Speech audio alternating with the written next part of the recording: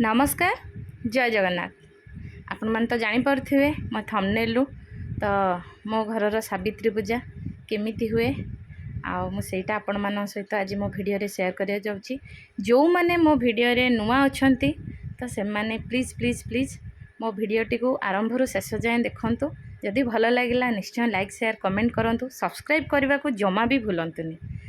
तो देखंतु एठी माँ मुरुज पकाउथिले, मुझे मझे टिके अलता लगौली पलि आसती। तापर माँ ये माँ को सब भोग सजाड़ी दे देची। माँ ये माँ को स्थापना कर देइछंती आउ शाढ़ी भी पिंधे जाइछंती। एटा होची मो शाढ़ी तो मुझे देली माँ ताको लगी करेंगे। एक्चुअली माँ आमर गोटे सूता लुगा आम माँ को प्रथम पिंधे दी था, जोटा कि माँ गोटे दिन पिंधिकी ता परदिन ओलागी हुअंती, से से लुगाटा तांको देहरे रुहे। आउ गोटे लुगा पूजा हुए जोटा कि मु पिंधे। आउ माँ गोटे लुगा पिंधे देइछंती तो आउ गोटे लुगा मु देली। एठी माँ लागी करेंगे। ये ठाकुरों को भी माँ पूजा पूजी सारिकी भोग लगी कर देइछंती। एठी सावित्री को पूजा करछंती। बस एमती आम घरे हुए पूजा। एठी माँ बसी जाइछंती तो केमती कौन ठाकुरों को बसई सारा पर भोग लगी हुए, तांको बंदाण हुए।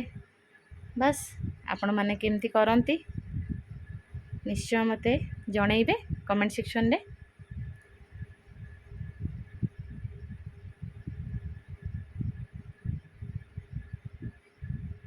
एठी माँ समर्पण करछंती, मु सेई साइड रे ही माँ को पाखरे बसिची।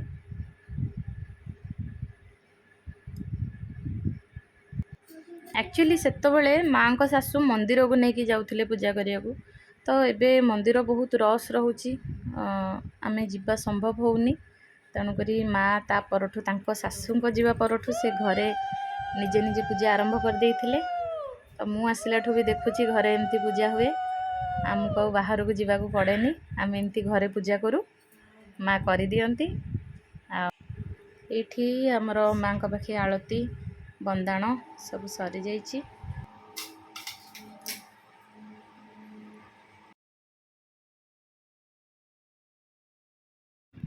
एठी पूजा पूजी सरीगला। माँ लुगा शंखा सिंदूर चूड़ी सब देदेले तो सरीगला। एठी दासा बाबू को आसिकी मो लुगापटा नुआ लुगा पिंधिकी गोटे मुंडियाटे मारदेली। माँ को भी प्रणाम कर देइछि। तापरे आमे किछि फोटो शूट करथिलु तो यही फोटो शूट गुड़िक आपण मान सहित मु शेयर करुच्ची। दासा बाबू मते सावित्री रे गोटे सबुठु बड़ उपहार देइथिले, सेटा होछि गजरा। तो दीर्घ 11 वर्ष पर मत गजरा मिलता। शाढ़ी चूड़ी पाट जहाँ मागिची जिते जहाँ मागिची से मत मिल जाए, बट ये गजरा बहुत दिन पर मिलता। तो मुझे फोटो गुड़िक आपण मान सहित शेयर करुच्ची। आपण माने देखिबे केमिति आपण मानकु लागिला निश्चय मते कमेंट सेक्शन में जणैबे। तापरे आमे इवनिंग रे बाहरी थिलु मंदिर, किंतु मंदिर राति 9:30-10 पर्यंत बहुत भीड़ थिला। तो आमे पत्तपावन दर्शन करिकी सेठू पळे आसिलु। देखंतु मंदिर बाहरर किछि वीडियो मु नेइछि। ए समयटा एक्चुअली राति 10टा 10:30 समय। एठी दी जण भाई बहुत सुंदर भजन बोलुथिले, तो मते कहीं इच्छा है मो मन लगिगला मु टिके ठिया हेली तांको भजन टिको वीडियो बनै देछि।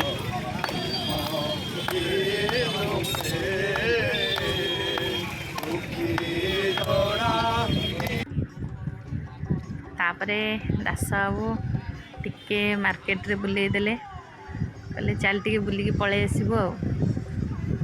एठी दांडरे कौन होउथिला मु कहि परिबिनी, कौन गोटे प्रोग्राम होउथिला। सब कुनी कुनी छुआ माने पार्टिसिपेट करथिले। तो ये छुआ मानकर किछि चलीथिला ड्रामा, तो से वीडियोटा भी बनै देछि।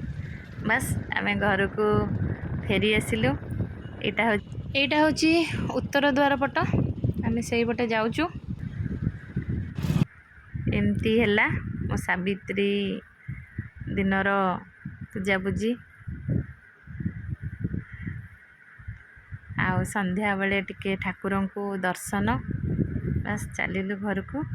रहुची मोर ये वीडियोटी मुझे एंड करुच्ची। ଜୟ ଜଗନ୍ନାଥ।